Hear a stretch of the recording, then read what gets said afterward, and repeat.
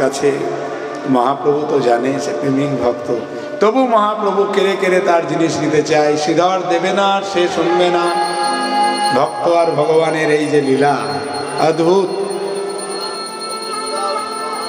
ভক্ত যেমন ভগবানের প্রাণ, ভগবান তেমন ভক্তের প্রাণ।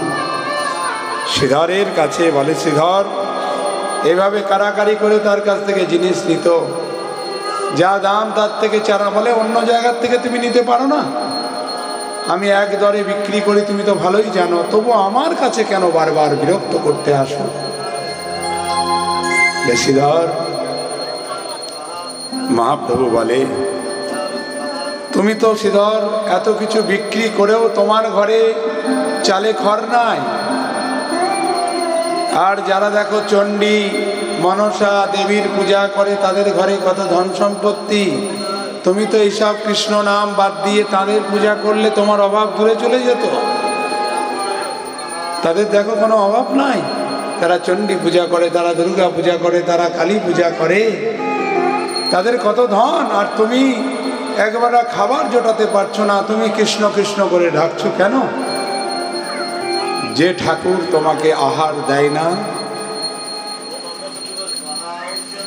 যে ঠাকুর তোমার আহার বাসস্থানের ব্যবস্থা করে না, তার নাম করবে কেন? ছেড়ে দাও, তুমিও তো অন্য দেবদেবীর পূজা করে তোমার অভাব কষ্ট মিটিয়ে দিতে পারো। শ্রীধর, শ্রীধর বলে, প্রভু ঘরে অন্ন নেই, কিন্তু উপবাস তো করি না। ছোট হোক বড় হোক বস্ত্র তো পরি, ছেঁড়া মলিন বস্ত্র পরে থাকে, আমি জানি না। মহাপ্রভু তার দৈন্যতা দেখে তার প্রাণ ছটফট করছে। বলে, শ্রীধর আমি এই জগৎকে দেখাবো তোমার যে কি ধনে তুমি ধনী, যে ধনে ধনী হয়ে তুমি জগতের সমস্ত জগৎকে তুচ্ছ মনে করেছো, সে ধনটা কি? অচিরেই আমি জগৎকে শীঘ্র দেখাবো। আমি জানি তোমার কাছে অনেক ধন আছে শ্রীধর, সে ধন একমাত্র আমি ছাড়া আর কেউ জানে না, এই নবদ্বীপের মধ্যে আর কেউ জানে না। তাই আমি সেই ধনের প্রকাশ জগৎবাসীর কাছে জানাবো।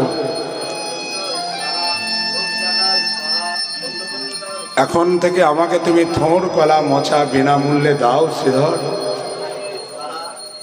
ভক্ত ভগবানের এই যে লীলা,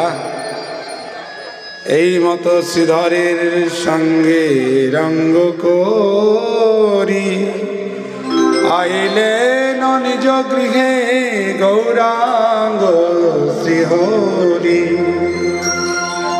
এই মতো শ্রীধরের সঙ্গে রঙ্গ করি আইলেন নিজ গৃহে গৌরাঙ্গ শ্রীহরি।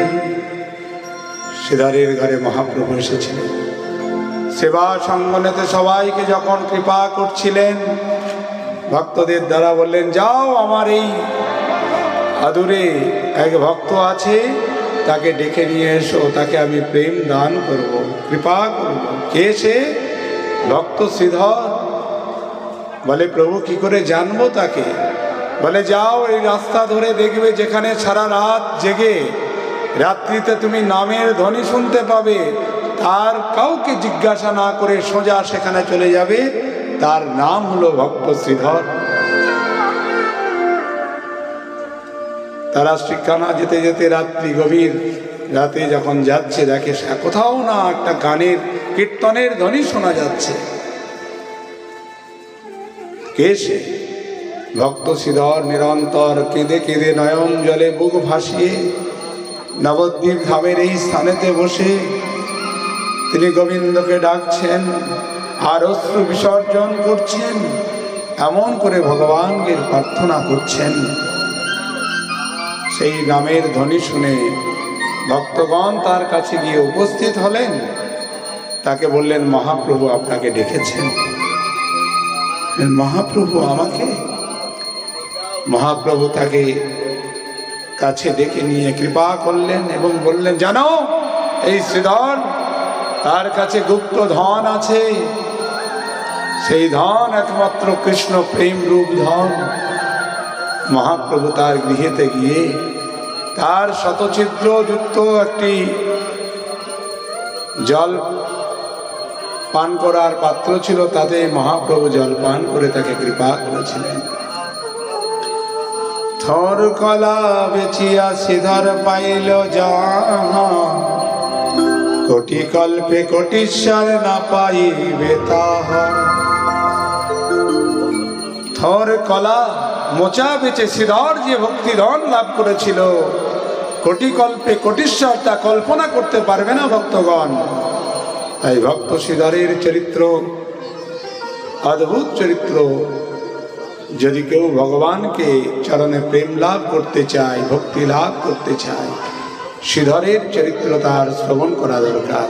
জয় ভক্ত শ্রীধর কি জয়, ভক্ত ভগবান কি জয়, শ্রী চৈতন্য মহাপ্রভু কি জয়।